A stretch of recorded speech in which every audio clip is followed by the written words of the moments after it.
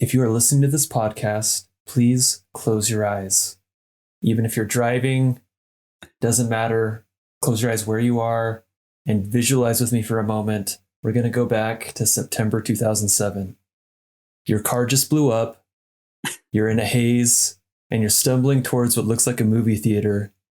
And it seems like that might be a good idea. And you buy your ticket.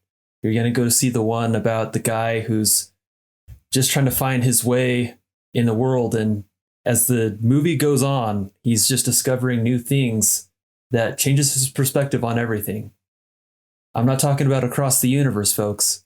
I'm talking about George Clooney's Michael Clayton. Welcome to Three Films and a Podcast, the show where destiny brought together three friends to enhance each other's cinematic journey by watching three new movies in a series of themed rounds. There is no claim of ownership on any film footage used in this episode, as all film footage is owned in its entirety by the copyright holders. And just like every car in Too Fast, Too Furious, this podcast contains spoilers. Enjoy.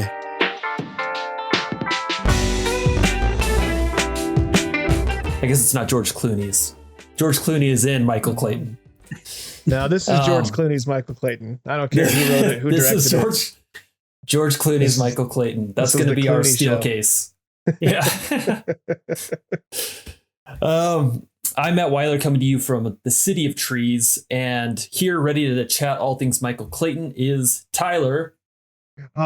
In Salt Lake City, Utah. Hello, everyone. And the City of Trees bit has been one of my favorite naturally occurring bits in the podcast so far. There's only one, Tyler. Yeah. There's only one. There's only one that matters. There's one. We are the Three Films in a Podcast. We are three folks challenging each other and all of you to watch movies you've never seen before. You can find us anywhere you can find podcasts, on social media at Three Films Pod. And today we are joined by probably our longest friend of the pod, Justin. Justin, it's great to have you back on. Glad to be back. It's been too long. Yeah, man. It has been too long. You like to come on for the psychological stuff. We last talked to you out for The Shining. And now here you are for Michael Clayton. There you go. And well, probably our longest standing patron, one of our longest standing supporters of the podcast. So yeah, super appreciative and always happy to have you. I'm kind of surprised it's only the second time. Yeah. Here we are. Well, I'm glad to be here. Talk about Michael Clayton. Hell yeah. So we have it's one of our signature segments. It's the Unsung Gems. This is our third Unsung Gems round. I can't believe we've had three of them. Right. And it feels like we're always having more of them. And we've discussed doing just Unsung Gems of other people at some point going forward, just because we've heard so many. I know we really should. Yeah. See a lot of movies that we haven't seen before.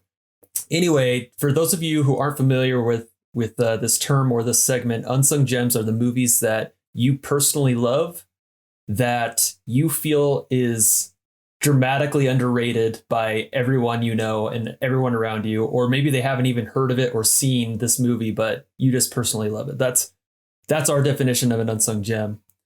And we have a movie in Michael Clayton that actually isn't it's my round, or it's my choice that I put up there, but I think, was it Ben that sort of gave the soft nomination on this one, Tyler?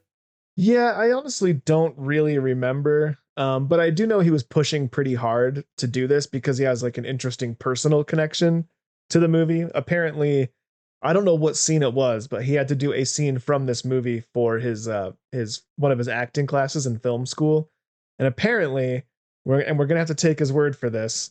He got a standing ovation for his performance from the teacher of the class. So, kudos to Mr. Lawhorn. Wait, what part was he playing? I don't know. I wish I knew. Now, you got great cards here. If you keep your clothes on, you can do pretty much any goddamn thing you want. You want out, you're out. You want to bake bread, go with God. There's only one wrong answer in this whole goddamn pile, and you've got your arms wrapped around it. Well, I said I was sorry. You thought the hotel was overwhelming? You keep pissing on this case, and they're going to cut you off at the knees. I'm just going to say it was Clooney because Benjamin is my Clooney. It had to have been the Arthur scene where he's taking off his clothes in the border in the boardroom. That would make me so happy. But yeah, I don't know who exactly did the the actual nominations. But I know Ben was super excited for this, and I'm sad he's not here to record this. I am too. Well, I was totally down. It wasn't like Ben had me at gunpoint or had my arm twisted behind my back and demanded that I choose it. But it's a movie that I'd heard about for a long time. And the reason why I've heard of it, and probably if you're listening, you've probably heard of it, is because this movie was actually up for several Academy Awards. Did it win Best Picture? No, Tilda Swinton won for Best Supporting or lead. I guess it would have been Supporting Actress. Okay. But it was up for a number of different Academy Awards, which I was surprised. I mean, I guess I can just jump into my personal experience and thoughts right now, but because I mean, I really liked the movie. To me, what I wrote in Letterboxd, I was like, it's like I give it the Brent Rambo review, just like, yeah, it's good. You know, like it didn't. There was nothing about it. Let me rephrase that. There was a few things I didn't like, but nothing so much that it ruined it for me. And there was a lot of things that I really did like. And I feel like it's the perfect cable movie or cable TV movie, right? Which you're browsing channels, you see it on. You're in a hotel room movie.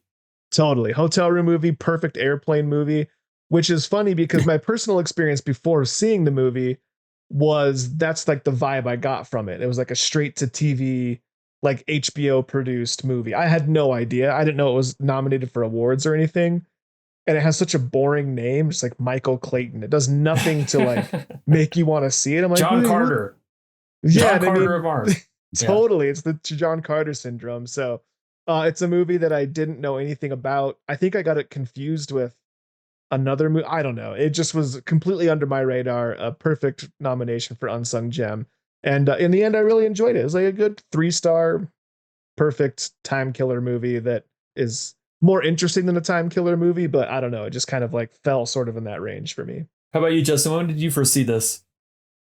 Yeah, I was trying to think back on the first time I saw it. I mean, I think it was probably sometime after it came out. Kind of like Tyler, it wasn't something that I really was looking forward to, or a lot of hype leading up to it. But certainly like kind of the cast alone kind of demands that respect. We say, okay, I got to check this out. You know. Totally. And I think that's why, I think it is kind of a perfect unsung gem, because when you look at the body of work of all these actors that are in it, this one kind of flies under the radar.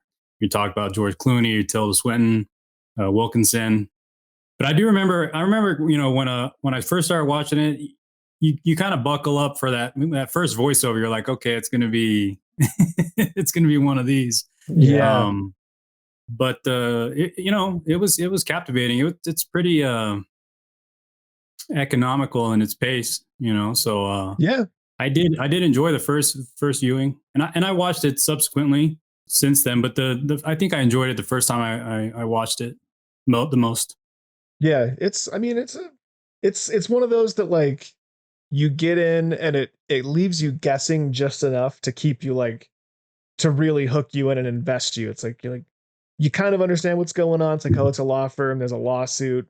It takes a while to figure out who Michael Clayton really is and what he's doing and what his relationship to the firm is. And it just like gives you just enough questions that need to be answered later that it really does hook you in. And then the pace moves in such a way that you don't ever have a chance to really check out. So it's just kind of like, granted, it is a 2-hour movie, but you get in and you kind of just, there's not a lot of dead space. You get in and you get out, and there's enough going on without being too overwhelming. It's like, I think the pacing, like you said, was really well done.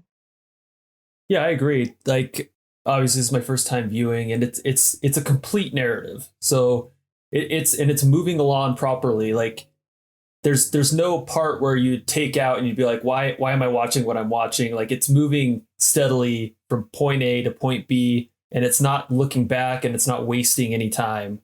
And the story's changing as you're watching. So if you watch the first 15 minutes and you watch, the last 15 minutes, I mean, I guess the first 15 minutes it goes into a flashback. If you watch the first 30 minutes and then watch the last 15 minutes, you're not exactly sure what happened because you need to watch the full thing.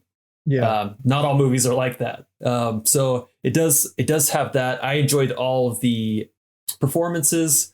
I like Tilda Swinton and everything that she's in. Yeah, totally. It's pretty cool to see her in roles like this where she's playing like more of a, I guess, normalish character, because people really, really banked in on how weird she can get for her roles. Right.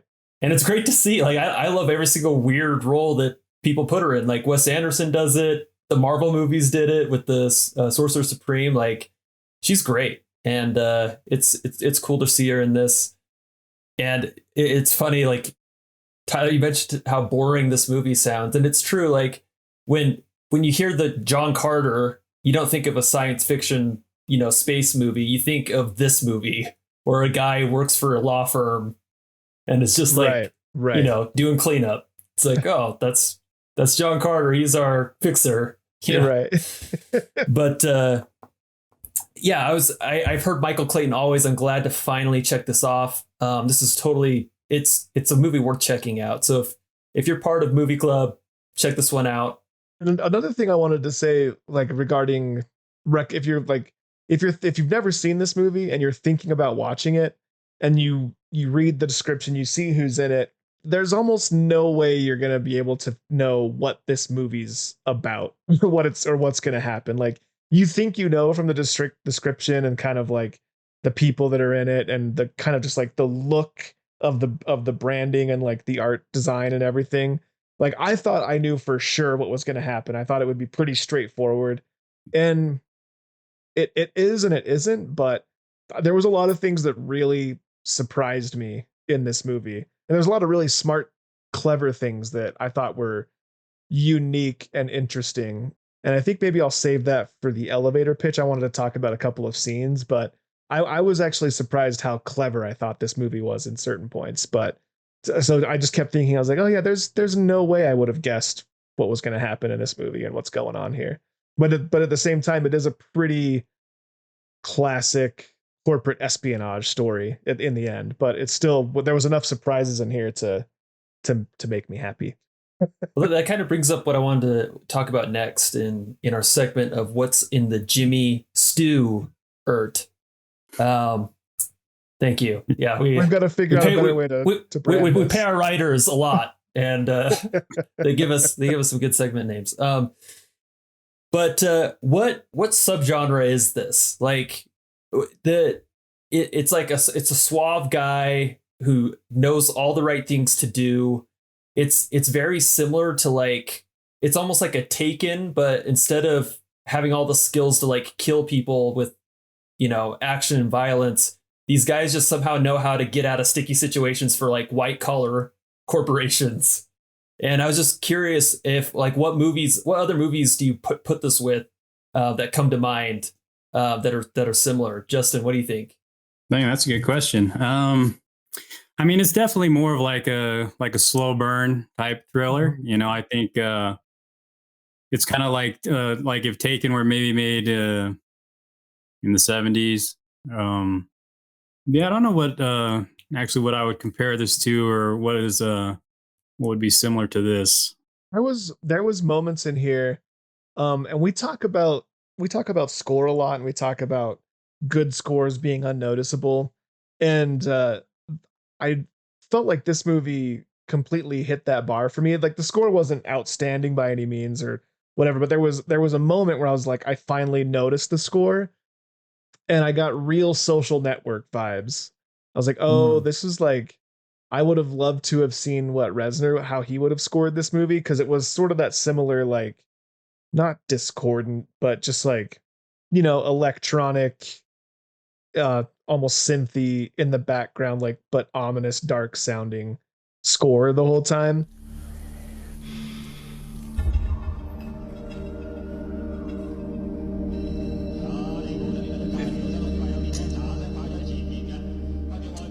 And just with the actual tone of the movie, and I felt like the pacing was similar in the way that we're telling, we start in the present and jump back to tell the story, then catch back up to the present. Like, I got a lot of Social Network vibes out of this movie. I think Social Network's a far better movie, but that was the biggest comparison I could see. And I guess as far as like the subgenre and the way that ties together is because it's like corporate corporate wrongdoings and people trying to cover up and people trying to outsmart each other. So I guess there is a correlation there, but this one definitely has more of like the clandestine espionage, like backroom deals vibe to it, which I'm not sure I could necessarily find a comparison in that way, but that's probably the best answer I could give. So I was thinking of one, and this one probably has too much like actual action in it. I was thinking of the Pelican Brief, just because that's like involving like, you know, a case and some shady business trying to sweep stuff under the rug. But one that's like maybe a little more white collar and not violent is All the President's Men with Robert Redford and Dustin Hoffman about Watergate. And one thing I loved about this movie is some of the shots where like you're just seeing like files and like manila folders like stuffed in closets and just like all this paperwork that like we just don't see stuff like that as much anymore, like these New York office environments. And also the way that how heavily they use like phone ringing for like ambient like noise and stuff. I thought was interesting because, and it's noteworthy because we just don't hear that as much anymore. Or maybe I'm just desensitized to the cell phone, you know, ring. But who just uses like, a ringer anymore? Even like the desk shaking because the phone's ringing off the hook, or like the early 2000s cell phone tones, you know? Right. Him fumbling to plug in his BlackBerry was fun. It's funny that you compared this to the Pelican Brief, because apparently Denzel was originally slated to play Michael Clayton, but he passed because this was the director, Tony Gilroy. It was his first movie that he directed. This guy wrote Devil's Advocate and so all the Bourne movies, all that stuff. But this was the first movie that he wrote and directed. And because of that, Denzel pulled out. And then Clooney wanted to bail. He was the second choice. But after meeting with the director, he decided to take the role. And then Denzel regretted it because the movie ended up being so good. So I like that there could have been the Pelican Brief, Michael Clayton verse. And not only that, like Denzel would have like, how many movies does he have where it's the name of someone? Like, leading the league in movies named after the character. Yeah. John Q, Malcolm X. Maybe those are the only two. I mean, we'd have Michael Clayton. Anyway, yeah, I just thought that was interesting. This just these white collar thrillers. One thing we usually talk about in this segment, and I wanted to bring it up because it's just maybe we should make a new segment called like the pet peeves segment, you know, because there was a couple in this one that we talked about this a lot in the last few episodes because we've been dealing with a lot of flashback movies recently. And there's that Rick and Morty quote that I quoted in one of the last episodes. It's like, maybe we should just start our stories where they start instead of when they're good, you know, because I felt like I don't know that we needed to do the whole flashback thing. I think the movie would have worked just as well starting at the beginning of the story in the law firm and then working its way up to the car exploding. It doesn't usually bother me that bad, but I don't know. For some reason, I was just like, I just don't think we needed it. We could have saved 20 minutes and we could have just started when the story starts. Did you guys have a problem with that at all, or any other gripes that you found in the movie? Well, you know, I don't think it was, overly contrived. I definitely see what you're saying. You know, from the plot standpoint, it probably could have, played out straightforward.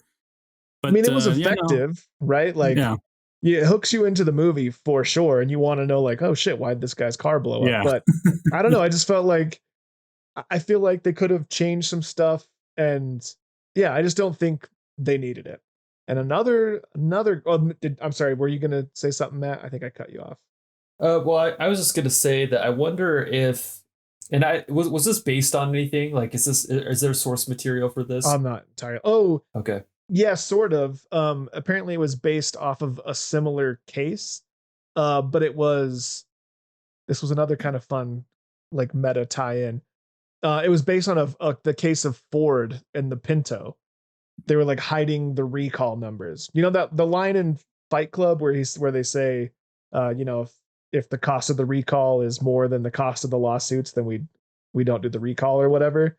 Take the number of vehicles in the field, A, multiply it by the probable rate of failure, B, Then multiply the result by the average out-of-court settlement, C.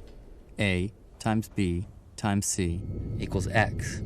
If X is less than the cost of a recall, we don't do one. Are there a lot of these kinds of accidents? You wouldn't believe. There was an actual case that Ford was hiding. They had figured out that the cost of the lawsuits was less than the recall. So we'll just pay for the lawsuits and we're not going to recall the Pinto. So I thought that was kind of cool that they made a movie and based on that incident, and it was also referenced in Fight Club. So it's like this whole little movie metaverse. So Michael Clayton is in the Fight Club universe. That's right. That's okay. right. No, I feel like starting off the movie like that, it at least leads the viewer. So it helped. I feel like it serves a purpose in helping it feel more like a thriller, and that you're wondering as the movie progresses who might have been the person that rigged up his car to blow up. Because it could have been the guy he owed money to. It could have been like maybe it was Arthur. Maybe it was you just don't know until the story progresses and you realize who it was. And so at least it gives you that small question in your mind throughout the rest of the movie on why it's there. Whereas I do agree with you. A lot of times it's just, it serves no purpose. It's like, here's where things are now. Let's rewind and tell you how we got here. And I bet you're wondering how I got here. But yeah, I mean, it's not that it was terrible. I just was like, I felt like the movie was interesting enough without it. Yeah, I mean, it's a small nit to pick, but it's the one thing. The one thing about it that really bothered. Well, there was two things that really bothered me, and that was one of them. And I forgot what I was going to say. There was something you said a minute ago, but yeah, it's riveting podcast content right here. This is why people subscribe. That's right. Yeah, that's right. Well, so our elevator pitch round is essentially if you had one moment, if you're talking about this movie with someone in the elevator, because we're a movie club, we want to share these movies with everybody, and you had your phone open, you had the movie up, and you had to try to convince them to watch this movie.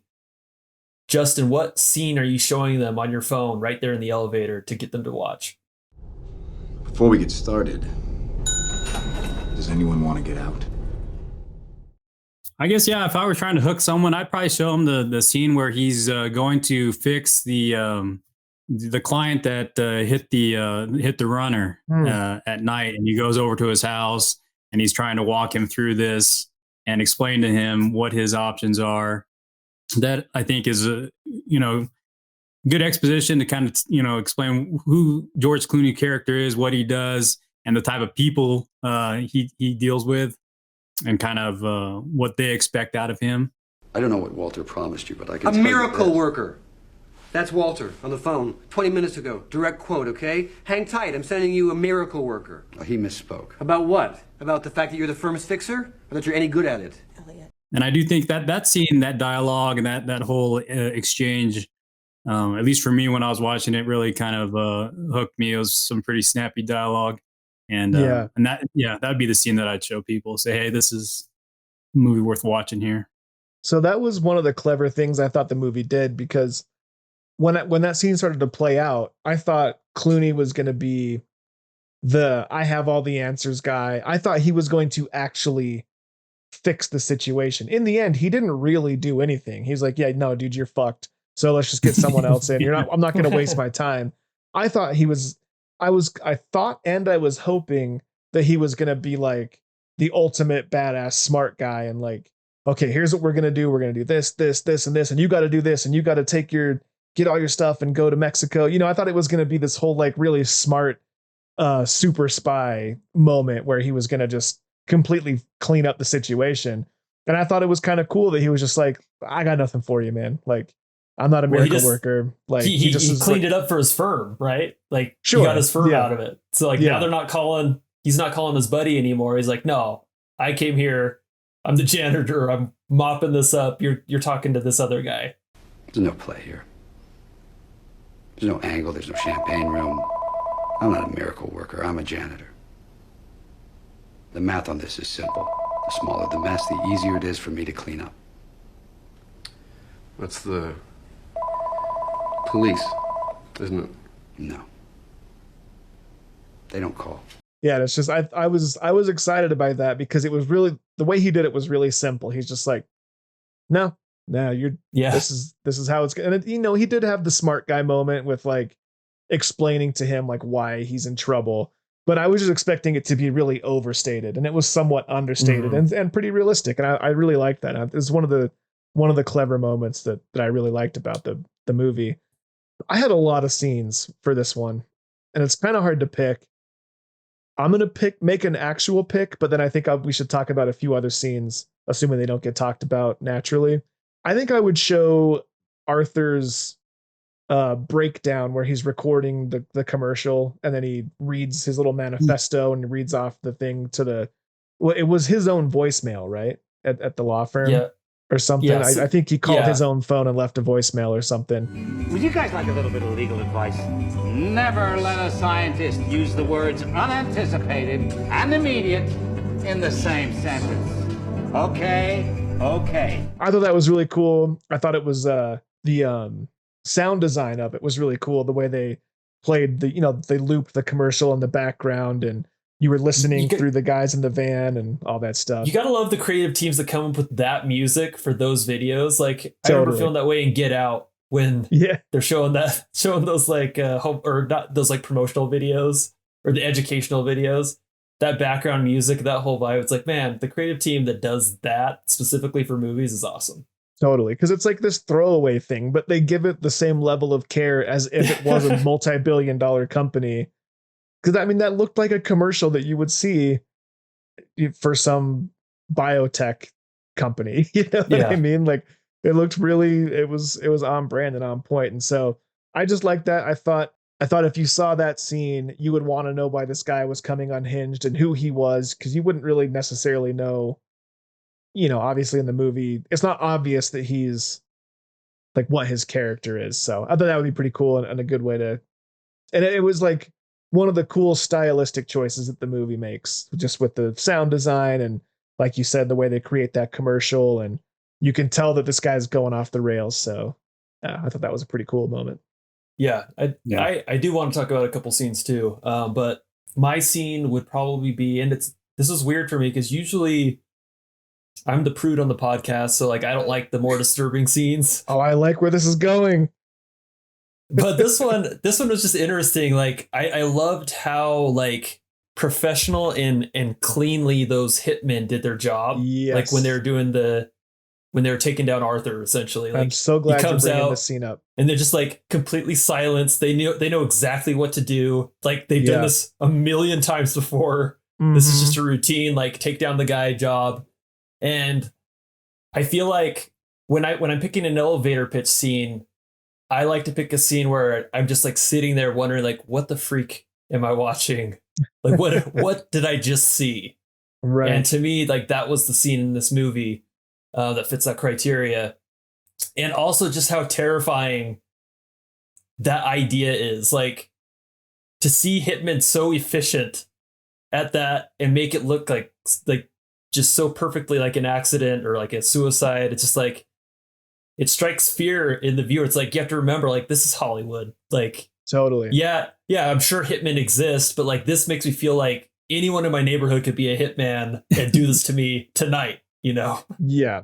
Yeah, no, I'm glad you brought this scene up. It's the other scene I wanted to talk about. Well, one of.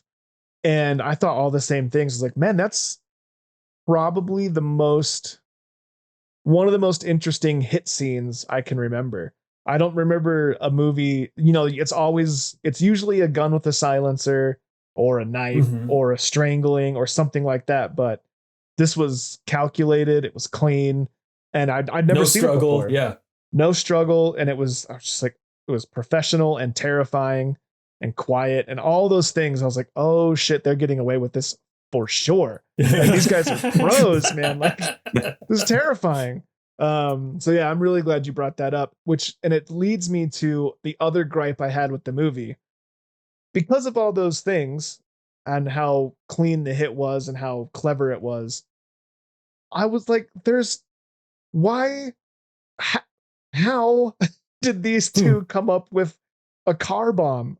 idea. Like a car bomb that brings news. It brings eyeballs to the case. Like you guys are trying to be clandestine. You're trying to. I think that's the third time I've said that word. I apparently really like that word. We're going for four. We're going for four. I think I can get there. But it's I just was like, there's no way these guys would have went with hastily assembled car bomb. Like these guys are too good for that. And to me, it borderline ruined it for me. That was like my biggest gripe with the movie, besides the whole flashback thing. I was like, that's just, to me, it was unrealistic. If anything, they wait in his car or they cut his brakes or something. Or they are the horses. They're dressed up as the horses. He walks out to the horses. Oh my God, I wish that was the case. That would have been incredible, but I just was like well, one's the front half, the other's the back half. Right. Like I would have been on board for a car bomb if it was the typical silenced gun or strangling. I'm like, yeah, that's what they do. They strangle you, they blow up your car, they whatever. But like to go from something that was like that clever and that well choreographed, and like these guys, let's be honest, these guys could have killed Michael Clayton in a second. For sure, they could have killed him whenever they wanted to. Alleyway, and they were the only two people on the street in New York that they planted the car. They could have hired someone in the card ring, that the seedy little card rings he was gambling. You know what I mean? It was like I don't know. It was just too dumb for me. Maybe I'm making too big of a... That's a really good point, because we talked about how this movie tried to bring in a lot of realism in the dialogue or in the scenes.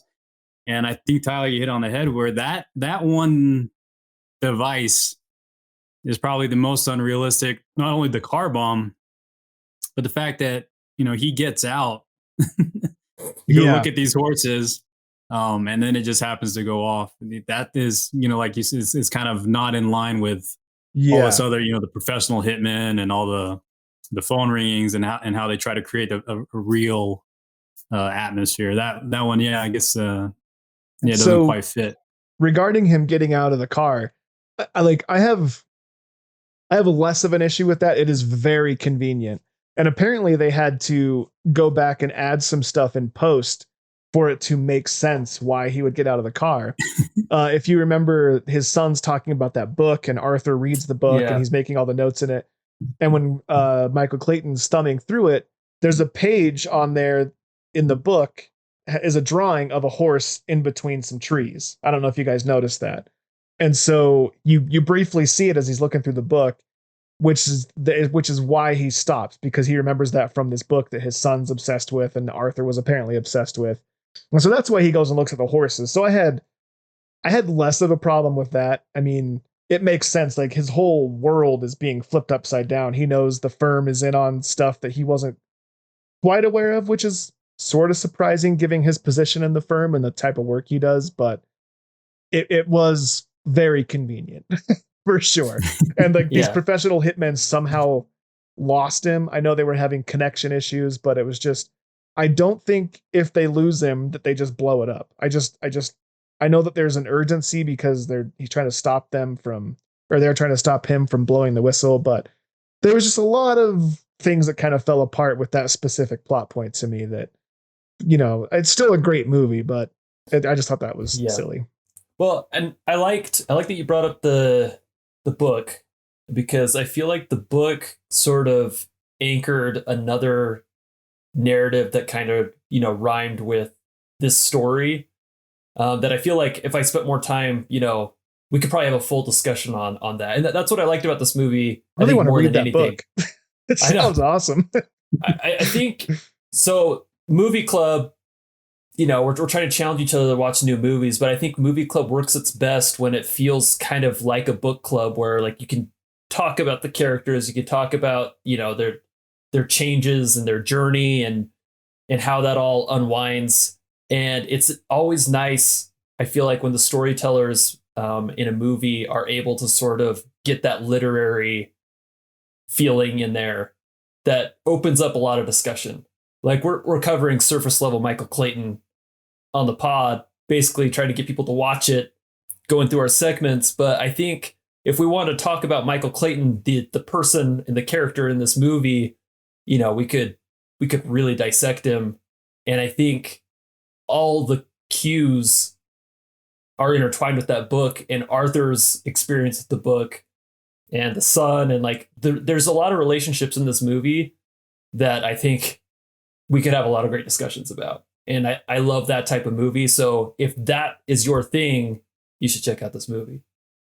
Did like that there was a lot of B stories going along here that like none of them really get resolved. I mean, there's resolution to the restaurant subplot, but not really. You know that there's still shit going on there with his brother, and there's still stuff he's got to deal with to get rid of that restaurant and his gambling addiction and all that. You know, there's stuff that's just kind of like in there, and but that doesn't get resolved. And I like that because that is realistic. You know, people have shit going on. They're complex, and he's good at his job, but he's not perfect. And it's kind of, he's got these like weird, he's like in the middle of everything. Like he's not the top of anything. You know what I mean? Like he's just kind of the middleman everywhere. We got to see it resolve Michael Clayton too. Oh, that should be like, if they make Rounders 2, that should be the plot, is they bring in Michael Clayton to gamble with Worm. He meets Worm in prison somehow. So we kind of talked about movies that were alike in this sort of subgenre of like white collar espionage stories. But now I want to take everyone to the Adam Driver Drive-In Theater double feature. And I want to know what movie you would pair with this movie if you're showing a back-to-back screening. I just had sex. I'm about to eat nachos. It's the greatest moment of my life. Justin, what are you pairing this with? I think I'm pairing this with Aaron Brockovich. Oh, in nice. For a penny and for a pound. You know, we'll do the legal thrillers and love it. So before you come back here with another lame ass offer, I want you to think real hard about what your spine is worth, Mr. Walker. Or what you might expect someone to pay you for your uterus, Miss Sanchez. Then you take out your calculator and you multiply that number by 100. Anything less than that is a waste of our time. But I think it'd be, two juxtaposing. That's the thing with Michael Clayton. You know, there's not a really likable guy in this whole movie. It's true. Arthur's probably the most to its likable. credit, you still kind of root for Clooney a little bit, but I would follow it up with Aaron Brockovich and show them a different take on a story that really focuses on trying to make these characters likable. You're rooting for them, and it's kind of, I mean, even the color palettes. You know, Michael Clayton's all blues and grays, and Aaron Brockovich's is orange and brighter. And so I think that would be a good, double feature there. I like that. Yeah. Which one goes first? Michael Clayton, because that way people will leave a little happier after they watch Aaron Brockovich. Totally. Yeah, I dig that. Well, I talked about it earlier. It's the only thing I can think of. It's burned into my brain, but we're going to go Social Network. We're going to go just straight electronic, synthy, ominous vibes for 5 hours. And just bad people doing bad things to each other. Doing bad things. I guess Wardo's not necessarily a bad guy. So we have Wardo and we have Arthur, I think, are saving graces in both of these movies. They're our little beacons of light, but the Zuck isn't necessarily the best dude in the world. Do you see any of your code on Facebook? Sorry, could Mark, did I use any of your code? You stole our whole goddamn idea. Fellas. Match.com for Can Harvard, I continue guys. with my deposition? You know, you really don't need a forensics team to get to the bottom of this. If you guys were the inventors of Facebook, you'd have invented Facebook. And Michael Clayton, it's pretty ambiguous. We're not sure. We think he's okay, but he definitely does some seedy shit. I would start with Michael Clayton only because Social Network is a better movie, and so you gotta save the best for last. But I think despite the length of the runtime of this pretend double feature, I think it'd be a good one. It'd be the tones match very well for me. So going Social Network, baby. I like that. I like that a lot. Man, I'm still struggling with this one. Yeah. I would have to say, well, one thing, these are tonally opposite. These are opposite movies, but I'm committing to it. One thing that The Witch. I found that, the Witch. Yeah, because the woods, right? The woods at the end. This was in 2007, but we weren't far removed from the whole decade in the 90s where you just saw single dad after single dad, with this kid in every family movie. And this is not a family movie, obviously, but you still had George Clooney kind of doing that sort of 90s dad role in this movie with his son. And so I'm pairing this with Liar Liar because Jim Carrey's at a law firm. He's got his kid. And I'm following Justin's idea of showing it first and then Liar Liar afterwards. Yeah. Just to kind of lighten the mood, go home happy. Yeah, that's a very fun one. Here's the real world shadiness of law firms and $1 billion contracts. We're gonna. And here's Michael Clayton. You want to play hardball? I'm game. You want to play hardball? I'm game. What are you doing? What is wrong with you? All rise for the Honorable Judge Marshall Stevens. Honorable. I love that, man. I saw Liar Liar in theaters when it came out with my dad, and the pen is blue scene just knocked me on my ass. I still love it. Anytime I see that, I have to watch that scene. It's so good. Classic Jim Carrey. It's the quintessential movie lawyer dad 90s, and I just seeing George Clooney be the single lawyer dad in this movie just made me think of all those movies, like the Santa Claus, Hook. I guess he's not single, but just all those movies. Yeah. And so this one, since we're in a law firm, we're going Liar Liar. Okay. Guess it's time to visit the Rushmore Mountain. Let's do it. These are OR scrubs. Oh, are they? Today, we are lucky enough to visit the Rushmore Mountain of movies with the first name in the title. So our top 4 movies with the first name in the title. It's a good one. There's a lot of... I don't either. I'm finishing it right now. I'm going through a list. There is a lot of great movies, and I'm actually kind of having some troubles.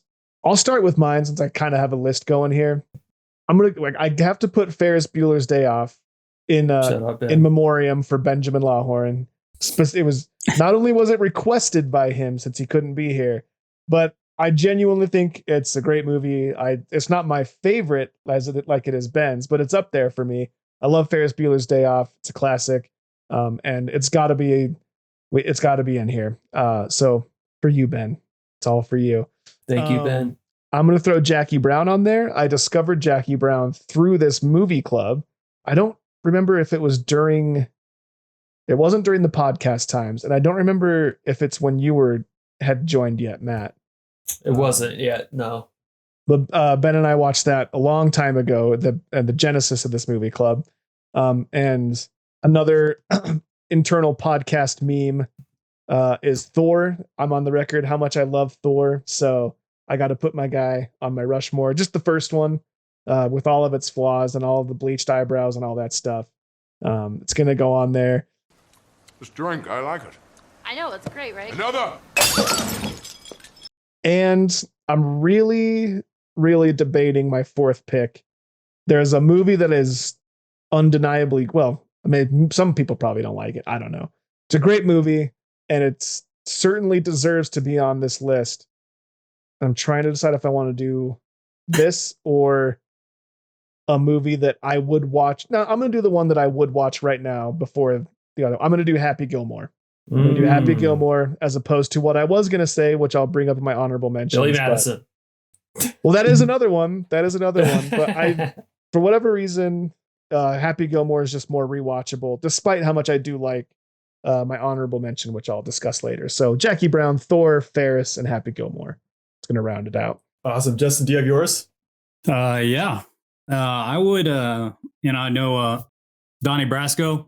That's one of my favorite movies. Got to go with Donnie. Dirty Harry, another great, entire franchise there. I know what you're thinking. Did he fire 6 shots or only 5? Well, to tell you the truth, in all this excitement, I've kind of lost track myself. But Ian, this is a 44 Magnum, the most powerful handgun in the world, and would blow your head clean off. You've got to ask yourself one question. Do I feel lucky? Well, do you, punk? I definitely got to go with Rocky. That's all-time great movie there. So that was the honorable mention that I was waffling between. So I'm glad you got it in there. Yeah. And let's see, a fourth one. I don't know. Is Scarface cheating? Is that? I mean, that's not really his name, but he's kind of the titular character in that. I'll allow it. You need people like me so you can point your fucking fingers and say, that's the bad guy. Allow that. Yeah. The judge has spoken. Just because you've been such a long-standing supporter, I can't say no to you. So yeah, I'd go with those guys. Okay. Oh, that's great. And Matt, I realize I need to make an amendment to my list. I'm bumping Jackie Brown, and I can't believe I did this. It's because it wasn't the name doesn't exactly match. So maybe it doesn't count, but I got to go. I got like The Big Lebowski has to be on my Rushmore. Okay. But I was initially only thinking of movies that exactly matched. But if Ben gets to have Ferris Bueller's Day Off, which does match, I guess, yeah, I'm putting it in. I don't care. Taking place of Jackie Brown. It's The Big Lebowski. And I'm mad at myself that I didn't think of it before. Wait, let me explain something to you. I am not Mr. Lebowski. You're Mr. Lebowski. I'm the dude. So that's what you call me, you know? That or his dudeness or duder or, El Duderino if you're not into the whole brevity thing. So we're making all sorts of concessions for this Rushmore here. We are. And you know what? I didn't do my homework on this, so I'm positive that my Rushmore Mountain is not my actual Rushmore Mountain. Right. That was the other thing. I was scrambling. Yeah, I am in a heated panic. I wrote mine down, but I'm committed to it. It's written. I can't change it. Those are the rules. It's already expired. So I am going with Jerry Maguire. Show me the money. Yeah, show it to me. You had me. Hello, Matt. we already shouted this out on the pod. John Carter, for bringing John Carter in. I love it's not where what you you're think, with folks. Your list. It's not what you think, folks. This list. And you know what? While we're at it. Speaking of movies that we've covered on the pod, we're throwing in Larry Crown. Larry Crown, baby. It's officially on a Rushmore. I can't believe it. I can't believe it. You did it, Larry. Larry, he's lost his job and now he's doing big things. He's on the Rushmore Mountain. And while we've pulled Tom Hanks into this, we got to go Gump. Lieutenant Dan, I got you some ice cream. Lieutenant Dan, ice cream. Wrap it up with Forrest Gump. I mean, that was actually the very first movie that I thought of. But for whatever, for all the reasons I explained earlier, it didn't make my list. But if I'm being true to myself, that was the very first thing I thought of. So I'm glad it made someone's list. Thanks for taking that heat. It's on there. I took it. Well, is there anything else we need to cover about this movie that is dying to be said about it? We gave Tilda an appropriate amount of love, right? Like I thought she was really good in this. I thought it was fun to watch her play sort of the bad guy. You know what I mean? Mm-hmm. And I don't know enough about her filmography to know if that's something that she does a lot, but I liked the type of bad guy she played. Like she was not necessarily the most confident. We see her like sweating internal profusely. Struggle. Yeah. We see her really wrestling with the things that she's doing, but also having the guts to make the calls she needed to make. Oh, totally. And I thought she did really well. I mean, she won the Oscar for it. So I guess the Academy gave her all the acclaim that she needed. She doesn't need it from a handful of dudes on a random podcast, but I did want to shout it out. We're giving it anyways. And I thought, I forget the man's name that played Arthur. I thought he did a really good job as well. Oh, and shout out to the woman who played Anna, because I have to tie every episode into New Girl somehow, and she played Schmidt's girlfriend for a few episodes in season 2 of New Girl. And I'm a big fan. I really like that actress. Forget her name off the top of my head, but that's very on brand for me. But I was excited to see her. Just anything you wanted to add? No, I mean, I think Michael Clayton is I would highly recommend it. Totally. It's a great character study. A lot of good characters in the film. It is kind of like a slow burn. It's not like something that's going to get you really fired up, but it's like a thinking man's film, Yeah. And I think there's a lot of merit in that to take the time to watch those and enjoy them for what they are. Totally. I think slow burn is the perfect way to put it because it is slow, but it does burn, right? Like it keeps you from getting bored. You can't get comfortable because you're burning, It's yeah, you're in.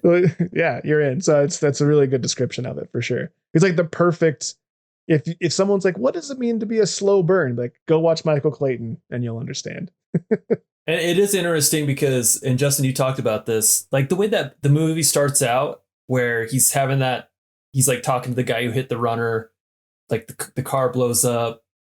What's the other thing? The monologue, the voiceover monologue of the guy's video or tape recording of what he's saying. Like, first of all, that monologue's great. I'm listening to it. I'm like, holy crap, this is one of the best like voiceover monologues I've ever heard. Like, period. And totally. I would say that those are probably my favorite. Like the beginning of the movie is my favorite part of the movie, but that's where the match is struck and it's lit. And then like it just burns to the end of the movie. And it is a burn. And just because the beginning is the best part for me, it still made everything else worth watching because I was bought in and I wanted to know how it unraveled, how it concluded. But it starts off so strong. Totally. And I would revisit just the first 15 minutes again just to hear that monologue again because it's written so well. And like you said, that encounter in the kitchen, the dialogue's so snappy and just cool. And the way George Clooney plays it is just super cool. Right. So yeah, I also would recommend this to anybody. It's not in a good way. It's not like other movies that you've seen. Like we said, we had a hard time comparing it to a lot of other things. And so you're not going to get a lot of movies like this. So yeah, for sure, check it out. We certainly enjoyed it. Justin, as always, thank you for joining us. It was great chatting this with you. Is there anything that you would want to promote? I forgot to give you time beforehand. Oh, no. All right. To really promote, everyone go out there and watch some good movies. Totally. That's the brand. That's what we're here for. Yeah, that's the whole reason we're here. Yeah. Well, thanks everyone for tuning in. We really enjoy having you. We enjoy the discussion. Feel free to comment. Let us know where we're wrong. Call us out. Embarrass us. Just let us know in the comments. Let us know if you live in the city of trees. Any one of the number of them. Any one of the number of city of trees. Any one of them. Any one of them. And there's a good chance that we're neighbors because I also live there. So we're all neighbors in the cosmic sense. Yeah, in the cosmic city of trees. Thanks as always. Like and subscribe. Join our Patreon, and we'll catch you next time. Bye, everyone.